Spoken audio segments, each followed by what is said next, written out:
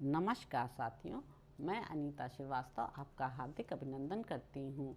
महर्षि वेदव्यास द्वारा रचित महाभारत के 144वें अध्याय में आज का प्रसंग है पांडवों की वारणावत यात्रा तथा उनको विदुर का गुप्त उपदेश।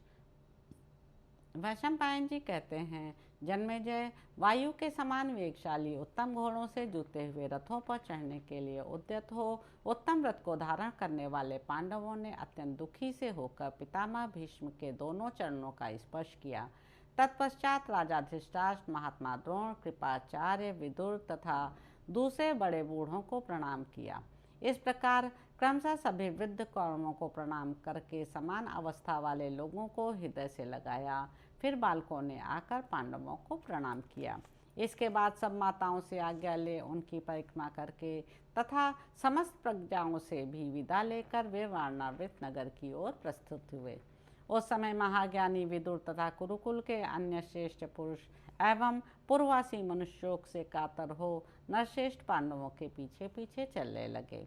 तब कुछ निर्भय ब्राह्मण पांडवों को अत्यंत दीन दशा में देखकर बहुत दुखी हो इस प्रकार कहने लगे।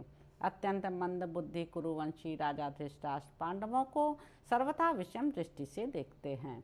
धर्म की ओर उनकी दृष्टि नहीं है। निष्पाप अंतःकरण वाले पांडु कुमार युधिष्ठिर, बलवानों में श्रेष्ठ भीमसेन अथवा कुंती नंदन अर्जुन कभी पाप से प्रीति नहीं करेंगे। फिर महात्मा दोनों माद्री कुमार कैसे पाप कर सकेंगे। पांडवों को अपने पिता से जो राज्य प्राप्त हुआ था, धृतराष्ट्र उसे सहन नहीं कर रहे हैं। इस अत्यंत अधर्मयुक्त कार्य के लिए भीष्म जी कैसे अनुमति दे रहे हैं। पांडवों को अनुचित रूप से यहाँ से निकालकर जो रहने योग्य स्थान नहीं है उस वारणावत नगर में भेजा जा रहा है। फिर भी भीष्म जी चुपचाप क्यों इसे मान लेते हैं। पहले शंतनु कुमार राजर्षि विचित्रवीर्य तथा कुरुकुल को आनंद देने वाले महाराज पांडु हमारे राजा थे। केवल राजा ही नहीं, वे पिता के समान हमारा पालन पोषण करते थे। नरश्रेष्ठ पांडु जब देवभाव को प्राप्त हो गए हैं तब उनके इन छोटे छोटे राजकुमारों का भार धृतराष्ट्र नहीं सहन कर पा रहे हैं। हम लोग यह नहीं चाहते, इसलिए हम सब घर द्वार छोड़कर इस उत्तम नगरी से वहीं चलेंगे जहां युधिष्ठिर जा रहे हैं। शोक से दुर्बल धर्मराज युधिष्ठिर अपने लिए दुखी उन पूर्ववासियों को ऐसी बातें करते देख मन ही मन कुछ सोचकर उनसे बोले, बंधुओं, राजा धृतराष्ट्र मेरे माननीय पिता, गुरु एवं श्रेष्ठ पुरुष हैं। वे जो आज्ञा दें उनका हमें निशंक होकर पालन करना चाहिए, यही हमारा व्रत है।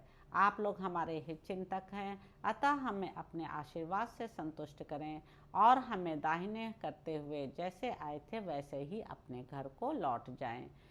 जब आप लोगों के द्वारा हमारा कोई कार्य सिद्ध होने वाला होगा उस समय आप हमारे प्रिय और हितकारी कार्य कीजिएगा। उनके यूं कहने पर पूर्ववासी उन्हें आशीर्वाद से प्रसन्न करते हुए दाहिने करके नगर को ही लौट गए।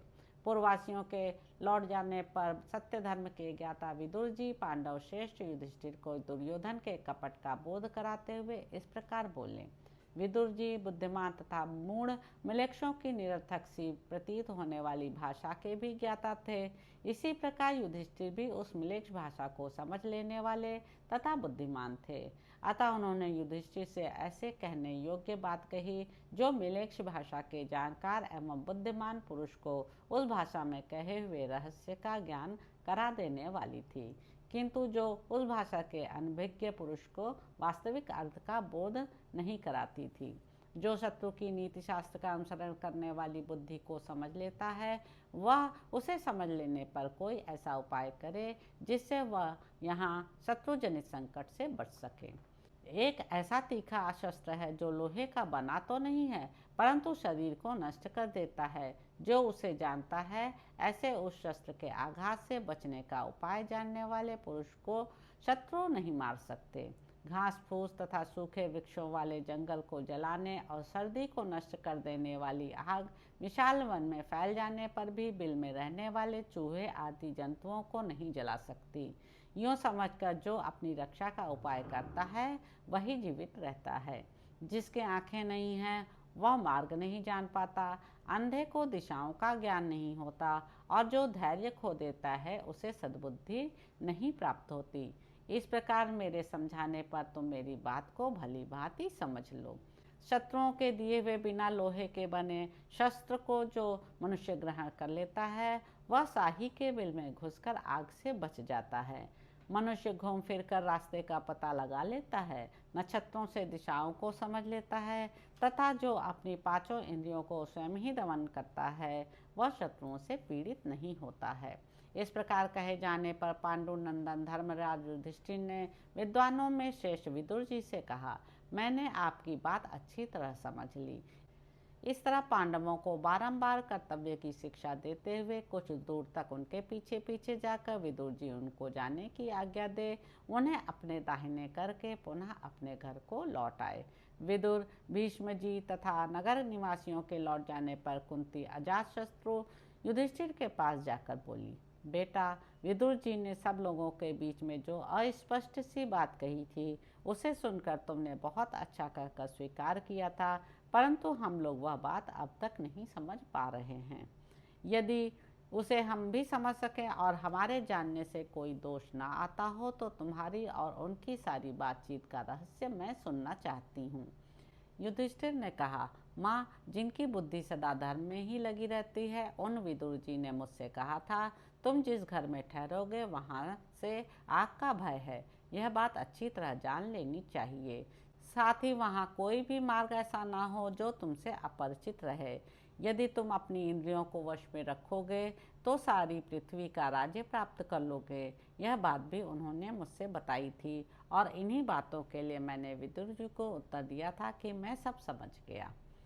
वैशंपायन जी कहते हैं, जन्मेजय, पांडवों ने फाल्गुन शुक्ला अष्टमी के दिन रोहिणी नक्षत्र में यात्रा की थी। वे यथा समय वारणावत पहुंचकर वहां के नागरिकों से मिले। तो इस प्रकार साथियों, आदि पर्व के अंतर्गत जतुग्रह पर्व में पांडवों की वारणावत यात्रा विषयक 144वां अध्याय पूरा हुआ। इसके अगले अंक में आप जानेंगे कि वारणावत में पांडवों का स्वागत, पुरोचन का सत्कार पूर्वक उन्हें ठहराना, लाक्षागृह में निवास की व्यवस्था और युधिष्ठिर एवं भीमसेन की बातचीत। तो अब आपसे अगले अंक में मुलाकात होगी। मेरे YouTube चैनल संवाद विद अनीता को लाइक करें, शेयर करें, सब्सक्राइब करें। धन्यवाद साथियों।